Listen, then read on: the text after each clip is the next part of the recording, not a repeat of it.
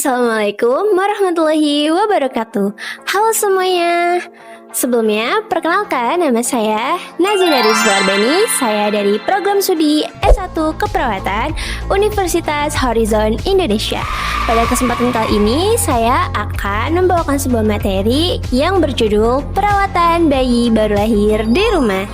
Yuk kita simak materinya ya bersama-sama.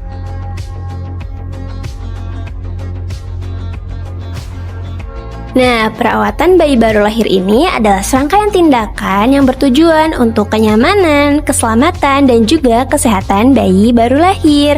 Nah, sebagai orang tua dan juga tenaga kesehatan tentunya penting untuk mengetahui bagaimana sih caranya agar bayi ini nyaman, sehat, dan tentunya selamat juga. Nah, kita lanjut lagi ya ke materi berikutnya. Nah, bayi baru lahir ini tentunya banyak sekali mengalami perubahan dan sebagai orang tua kita itu perlu untuk mendukung kenyamanan lingkungan untuk dede bayinya. Nah, jadi dede bayi ini tuh tidurnya itu masih kurang teratur, bisa sampai 20 jam per hari. Dan juga sebaiknya itu dede bayi ini diletakkan secara terlentang. Agar apa? Agar menurunkan resiko SIDS. SIDS ini adalah kematian bayi mendadak. Lalu, dede bayi ini kalau bisa ditidurkannya itu di tempat tidur yang datar, seperti tidak ada bantal dan juga boneka. Nah, jadi juga penglihatan dede bayi ini itu masih kurang lebih 20-30 cm saja. Tapi dede bayi ini sudah bisa loh mengenali suara mominya. Nah, dede bayi juga itu mudah terkejut oleh suara-suara keras. Ini adalah adaptasi yang mungkin perlu diketahui oleh orang tua. Nah, selanjutnya adalah perawatan tali pusat. Nah, jadi tali pusat ini adalah jalan masuknya infeksi loh apabila tidak dirawat dengan benar. Oleh karena itu, kita harus tetap membersihkan dan juga menjaga tali pusat itu agar tetap kering. Nah, berikut ini adalah alat-alat dan juga cara untuk membersihkan tali pusat.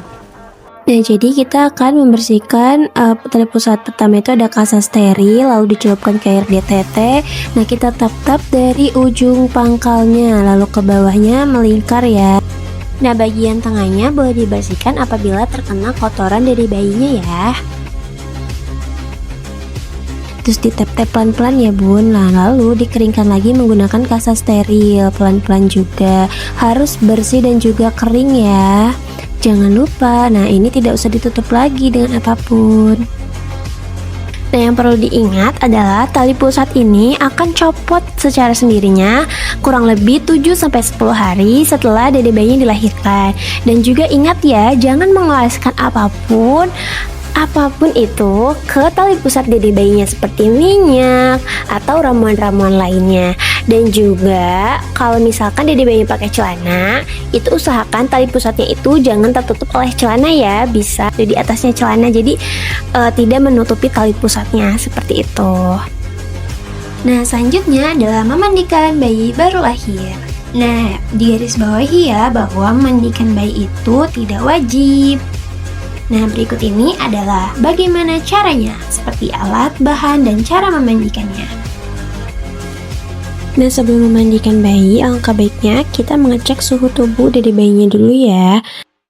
Nah, lalu kita mulai berikan sabun, mengusapnya secara perlahan dari kepala, lalu ke leher, lalu ke ketiak, ke tangan ya, secara hati-hati. Nah, ingat untuk tali pusatnya tidak usah diberikan ya. Nah, terus diberikan sabun ke bagian belakangnya juga secara perlahan-lahan. Nah, selanjutnya kita lanjut lagi untuk membilasnya di bak mandi. Nah, itu secara perlahan, dan ingat ya, itu adalah gerakan tangan mengunci agar si dede bayinya nyaman dan bisa menopang kepalanya seperti itu. Nah, jadi dikunci seperti itu ya. Nah, selanjutnya kita akan mengeringkan dede bayinya. Nah, tinggal dikeringkan menggunakan handuk dari area depan ke area belakang secara perlahan-lahan. Selanjutnya adalah perawatan area tubuh bayi. Perlu diingat bahwasannya kulit bayi ini kan sangat sensitif. Nah, kita tuh harus menjaganya itu atau merawatnya itu dengan lembut dan juga penuh kehati-hatian ya. Nah, di sini ada beberapa caranya untuk membersihkan area tubuh bayi. Bisa di-pause dulu ya. Oke, kita akan membersihkan mata, hidung, dan telinga bayi. Pertama yang diperlukan adalah air DTT, kapas, dan juga ketembat. Pertama kita celupkan kapasnya terlebih dahulu ke air DTT, lalu kita usap mata bayi dari arah dalam ke arah keluar. Apabila masih kotor, kapasnya bisa dibalik ya. Satu kapas untuk satu mata. Nah, selanjutnya kita akan membersihkan area hidung menggunakan ketembat. Nah, di situ gosoknya pelan-pelan saja ya, dan tidak usah masuk sampai ke dalam. Jadi di area luarnya saja. Jadi untuk satu sisi ketembat, satu hidung, lubang hidung. Selanjutnya kita akan membersihkan telinga. Telinga juga sama ya, area luarnya saja, tidak usah masuk ke dalam. Satu sisi ketembat, satu telinga. Nah, di sini juga ada ciri-ciri kalau misalkan dede bayinya ini terkena iritasi seperti adanya kemerahan, kulitnya juga bersisik, atau bahkan bisa ada lecet. Nah, selanjutnya itu bagaimana sih menangani ruam popok yang biasanya itu terjadi pada dede bayi. Nah, yang pertama itu sebaiknya kita mengganti popok dede bayinya itu dengan sering, lalu bersihkan area-area lipatan atau yang ada ruamnya. Dan memang kalau dianjurkan oleh tenaga kesehatan atau dokter itu dikasih lotion ya, tapi lotionnya itu yang sudah dianjurkan oleh dokter atau tenaga kesehatannya. Nah, ada tambahan informasi nih bahwasanya penggunaan minyak telon dan juga bedak bayi sudah tidak dianjurkan lagi ya, karena itu dapat beresiko membuat kulit bayi menjadi iritasi. Nah, selanjutnya adalah pemilihan pakaian untuk bayi. Karena kulit bayi ini masih sensitif, bahan untuk pakaian bayi ini harus lembut dan mudah menyerap keringat, serta tidak perlu berlapis-lapis ya untuk pemakaian baju bayinya. Selanjutnya kita bajukan dede bayinya menggunakan baju yang lembut ya. Nah, lalu kita bedong, segitigakan dulu kain bedongnya. Nah, lalu ingat bahwasanya jangan terlalu kencang membedong dede bayinya, hanya untuk menghangatkan saja. Nah, lalu dilipat seperti itu, seperti yang ada di video ya. Nah, setelahnya tinggal diikat simpul, jangan terlalu kencang juga. Nah, sudah. Selanjutnya adalah pola makan dan eliminasi bayi. Perubahan pola buang air merupakan tanda bayi cukup minum atau butuh peningkatan asupan. Poin pentingnya, buang air kecil 5-6 kali itu cukup cairan per hari ya. Buang air besar juga awalnya itu bisa hitam, hijau, lalu menjadi kuning dan menjadi keemasan. Nah, biasanya dede bayi ini kalau misalkan lapar itu menghisap tangan, gelisah, membuka mulut, menangis juga adalah tanda lapar yang memang terlambat. Nah, selanjutnya adalah beberapa kondisi umum pada bayi yang biasanya sering terjadi tapi masih dalam batas normal. Nah, yang pertama itu ada kuning alami, biasanya terjadi dari hari kedua sampai hari ketujuh. Lalu ada gumah wajar, ada kolik, dan juga ada ruam popok. Perawatan bayi saat bepergian dan aktivitas di luar. Nah, yang pertama itu dalam mobil wajib ada kursi khusus bayi di mobil.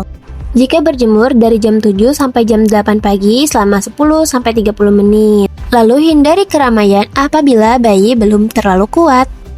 Selanjutnya adalah perawatan pada bayi dengan berat lahir rendah.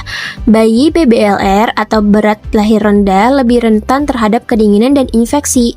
Yang harus dilakukan adalah sering melakukan kangaroo mother care atau menggendong seperti kanguru, lalu sering menyusui, bisa mencegah hipoglikemia atau kekurangan gula darah, dan selalu memonitor suhu tubuh secara rutin.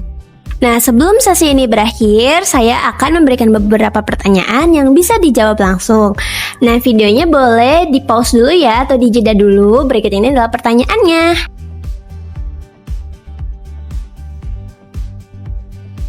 Nah, karena sesinya sudah berakhir, semuanya bisa memberikan komentar apabila ada yang ingin ditanyakan ataupun bisa memberikan saran di kolom komentar ya.